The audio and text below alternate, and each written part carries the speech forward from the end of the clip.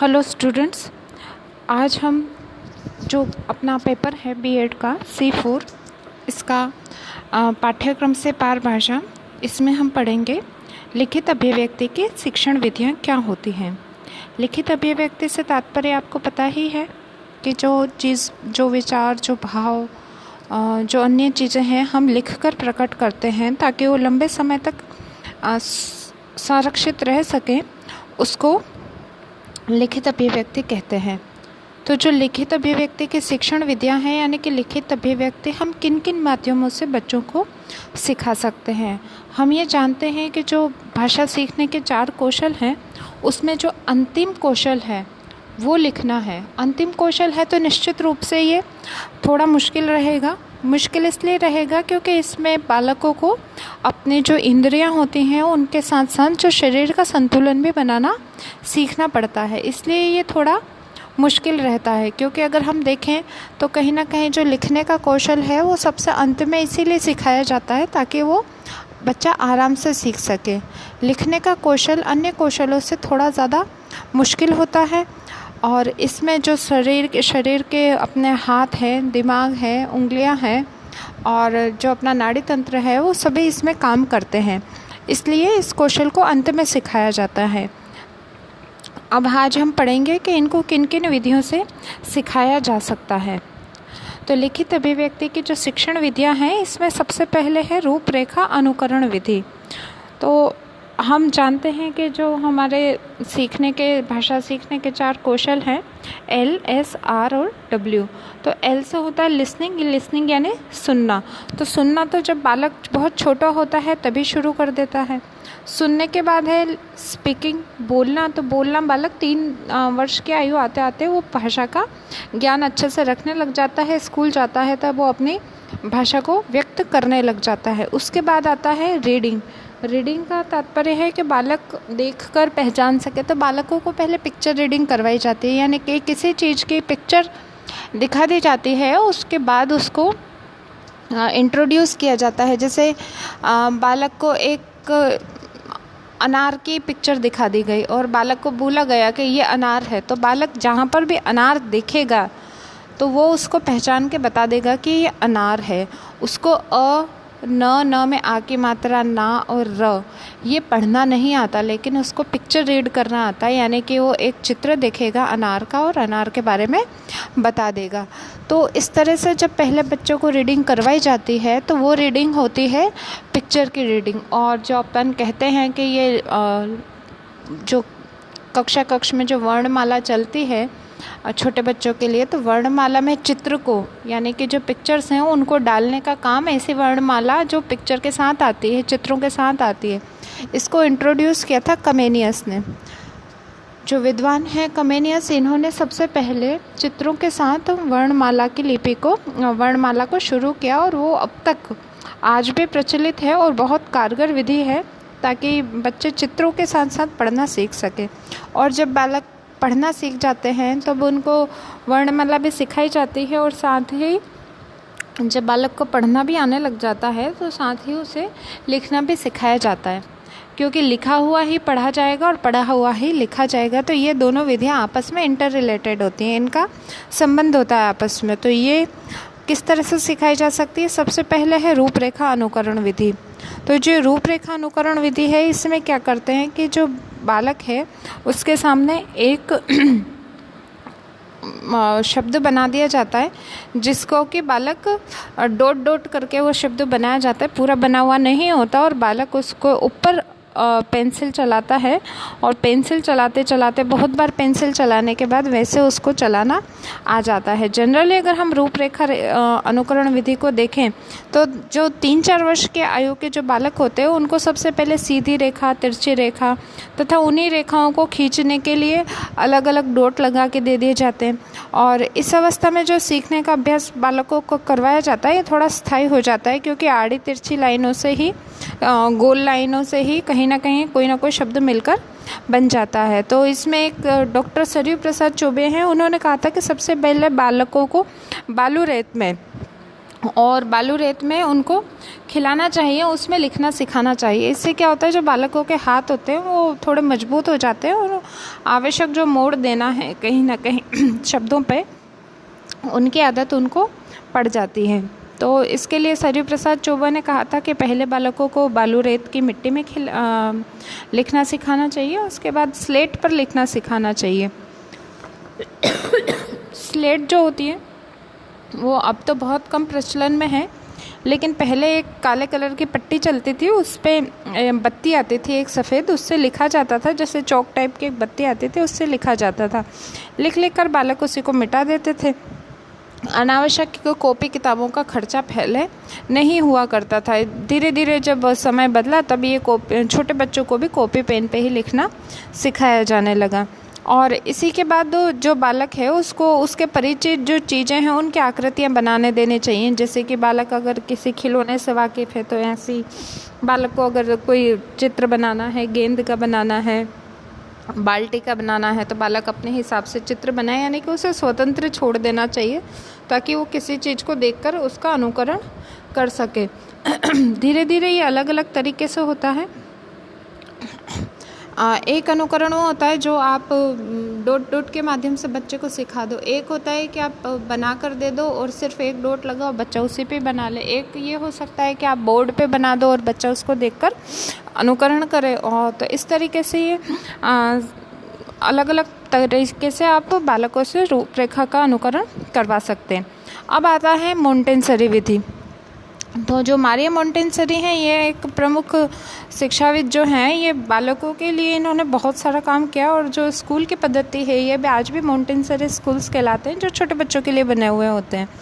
तो Maria Montessori हैं, एकमात्र ये इन्होंने कहा था कि बालकों को पढ़ना बाद में सिखाना चाहिए और लिखना पहले सिखाना चाहिए। लेकिन ये तो चरितार्थ नहीं हुआ, और जो लिखना है वो हम बाद में सिखाते हैं, पढ़ना बालक को पहले सिखाते हैं।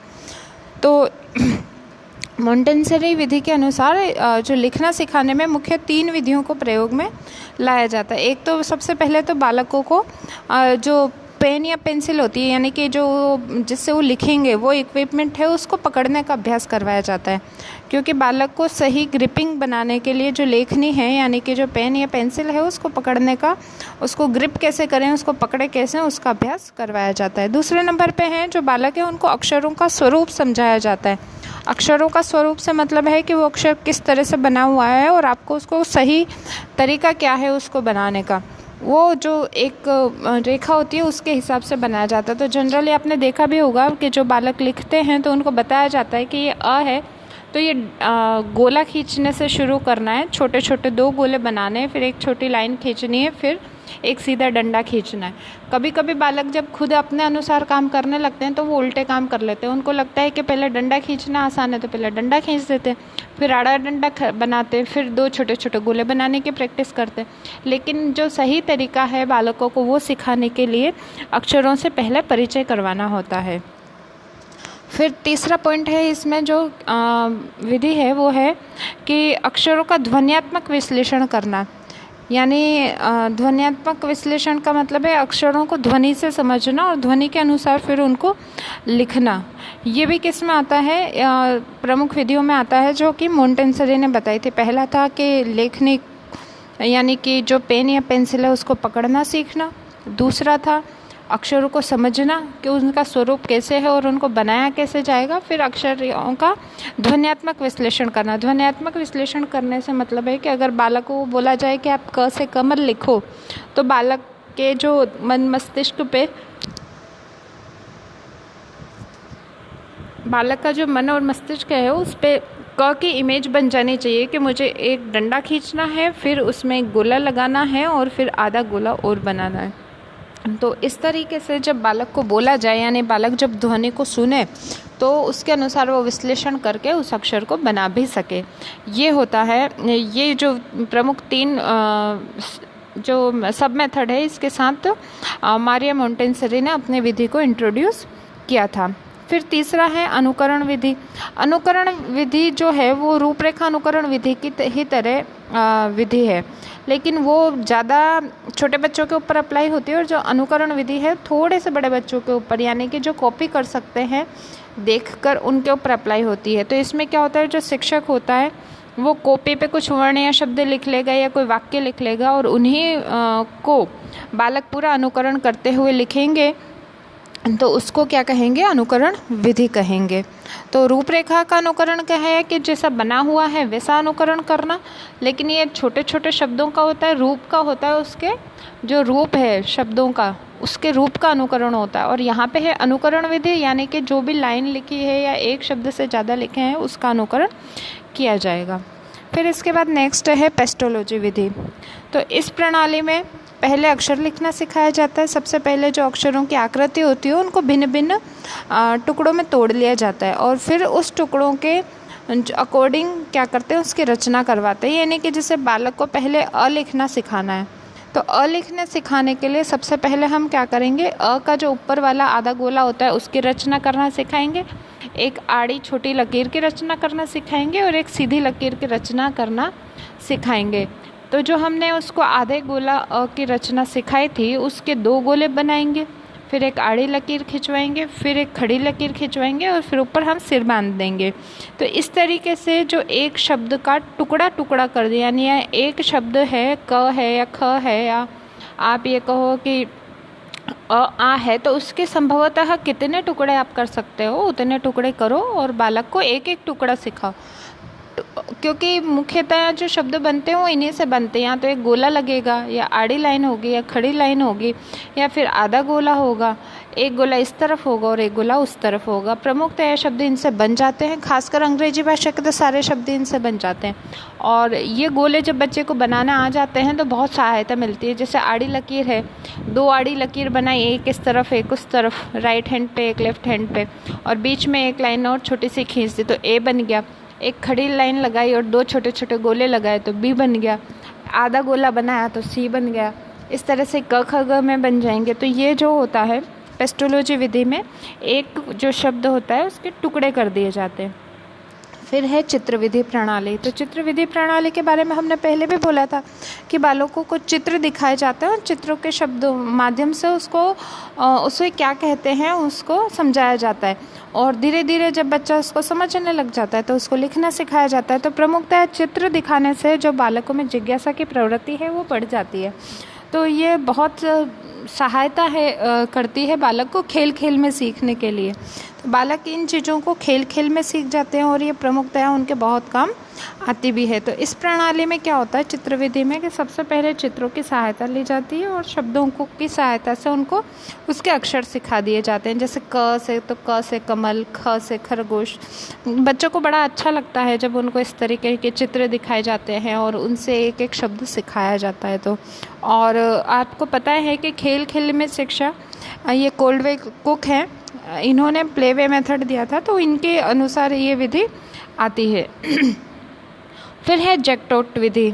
तो जैक्टोट विधि में क्या होता है कि इस विधि में शिक्षक द्वारा जो वाक्य बनाए जाते हैं उनको छात्र स्वयं लिखने के लिए दे दिया जाता है, और उनसे कहा जाता है कि आप लिखिए।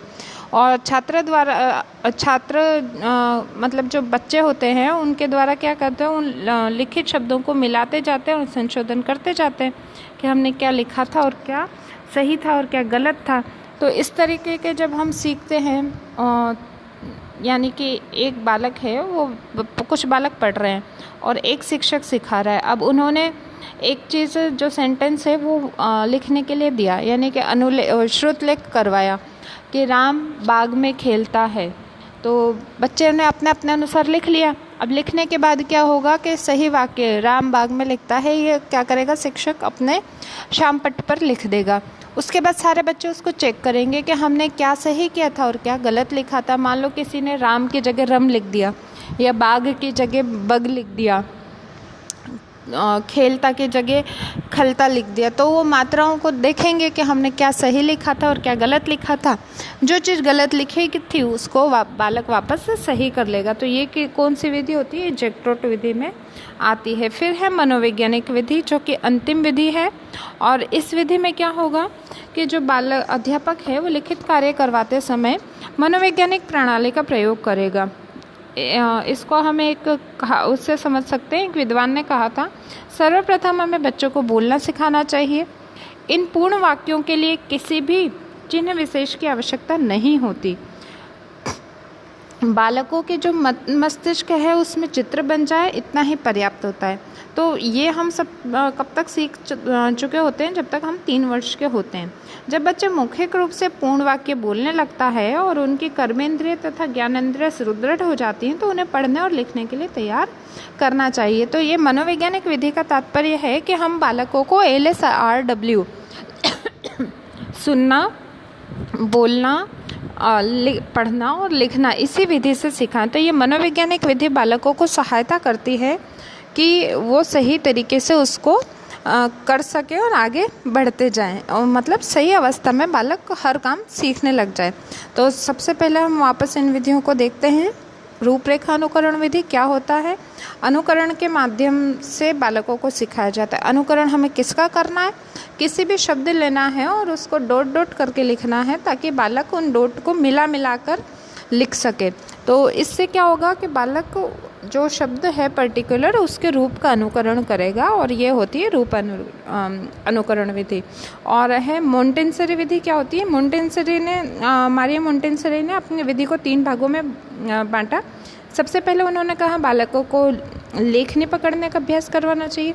दूसरे नंबर पर उन्होंने कहा कि जब बालक लेखनी पकड़ने का अभ्यास करने लग जाए तो उसको शब्दों से उसका परिचय करवाना चाहिए। और तीसरा उन्होंने बताया कि जो अक्षर हैं उसके उन अक्षरों को ध्वनि के माध्यम से वो समझ सके, यानी ध्वन्यात्मक उसका विश्लेषण कर सके, ये उसको आना चाहिए। फिर है अनुकरण विधि। तो अनुकरण विधि में शिक्षक बोर्ड पे लिख देगा और बालक उसका अनुकरण करके स्वयं लिखेंगे। ये अनुकरण विधि होती है। अब शिक्षक चाहे तो एक शब्द लिख सकता है, चाहे तो एक वाक्य लिख सकता है। अब शिक्षक जो भी अनुकरण करवाए वो बालक उसको करें। फिर है पेस्टोलॉजी विधि। तो पेस्टोलॉजी विधि में एक शब्द के संभवतः जितने टुकड़े होते हैं उतने टुकड़े करवाए जाए और उन टुकड़ों के माध्यम से बालकों को लिखना सिखाया जाए। ये होती है पेस्टोलॉजी विधि। फिर है चित्र विधि। चित्र देखकर बालक के जो मस्तिष्क है उसमें उस चीज़ को क्या कहते हैं इसका चित्र बन जाना, चित्र के साथ वो चीज़ आ जाए, वो शब्द आ जाए, ये होती है चित्रात्मक विधि। यानी कि बालकों को चित्र विधि के माध्यम से पढ़ना सिखाना। जैकटॉट विधि में बालक स्वयं का विश्लेषण स्वयं करता है। शिक्षक द्वारा एक वाक्य बोर्ड पे लिख दिया जाता है, पहले बोला जाता है, श्रुतलेख करवाया जाता है, बालक उसको लिखेंगे। उसके बाद जो शिक्षक है वो उसको ब्लैक बोर्ड पे लिख देगा। ब्लैक बोर्ड पे लिखने के बाद छात्र उसको मिलान करेंगे।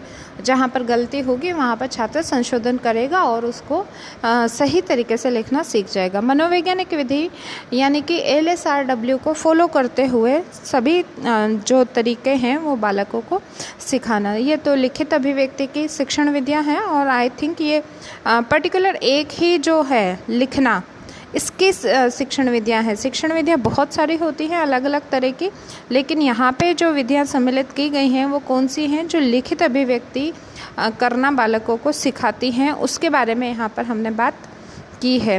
तो आई होप ये सब आपको क्लियर हो गया होगा, और इसके बावजूद भी अगर आपको कोई प्रॉब्लम है तो आप मुझसे संपर्क कर सकते हैं। धन्यवाद।